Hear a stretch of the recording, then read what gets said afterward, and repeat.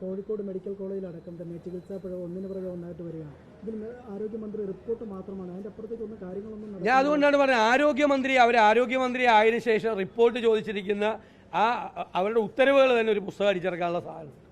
ഒറ്റെണ്ണത്തിൽ നടപടിയെടുത്തില്ല. എന്ത് വന്നാലും അപ്പം റിപ്പോർട്ട് ചെയ്യുക. ഒരു നടപടി എടുത്തതായിട്ട് അറിയില്ല.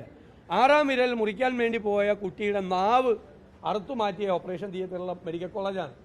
അതേ ഹർഷീന നേരത്തെ ഓപ്പറേഷൻ നടന്നപ്പോൾ കത്രിക വയറ്റി കുടുങ്ങിയതാണ്. 6ാമത്തെ സർജറിയാണ്. ₹1 അവരുടെ കയ്യിലില്ല. ഈ ഗവൺമെൻറ്റിനോട് ഞങ്ങളെല്ലാം എത്ര പ്രാവശ്യം ആവശ്യപ്പെട്ടു, എത്ര ദിവസം ആ പാവം കുടുംബിനി അവരെ സമരം ചെയ്തു. അവർക്കൊരു നഷ്ടപരിഹാര തുക കൊടുക്കണ്ടേ? ആരോഗ്യമന്ത്രിയുടെ വാശിയാണ്. കൊടുക്കൂല, വാശിയാണ് അവർക്ക് കൊടുക്കൂല. സർക്കാരിനെതിരെ സമരം ചെയ്തുകൊണ്ട് കൊടുക്കില്ല. 5 വർഷം ഈ കത്രിക വയറ്റിലിട്ടുകൊണ്ട് നടന്ന് അവരെന്തുമാത്രം വേദന അനുഭവിച്ചു. 6ാമത്തെ സർജറിയാണ് ഇന്ന്. എത്ര ക്രൂരമായിട്ടാണ് ഇവർ പെരുമാറുന്നത്. വ്യാപകമായിട്ടുള്ള ആശുപത്രിയിൽ മരുന്നുണ്ടോ? മരുന്ന് വിതരണക്കാർക്ക് പണം കൊടുത്തിട്ടില്ല. ആശുപത്രികളിൽ മരുന്നില്ല. ഇവിടെ സ്റ്റെൻറ്റില്ലായിരുന്നല്ലോ പല സ്ഥലത്തും. പല മെഡിക്കൽ കോളേജുകളിലും സ്റ്റെൻറ്റില്ല. ആൻജിയോപ്ലാസ്റ്റി ചെയ്യാനുള്ള സ്റ്റെൻറ്റില്ല. സ്റ്റെൻറ്റ് വിതരണം നടക്കുന്നില്ല. പ്രധാനപ്പെട്ട അസുഖങ്ങൾക്ക് മരുന്നില്ല. അത്രയും അനാഥത്വമാണ് സംസ്ഥാനത്തുള്ളത്.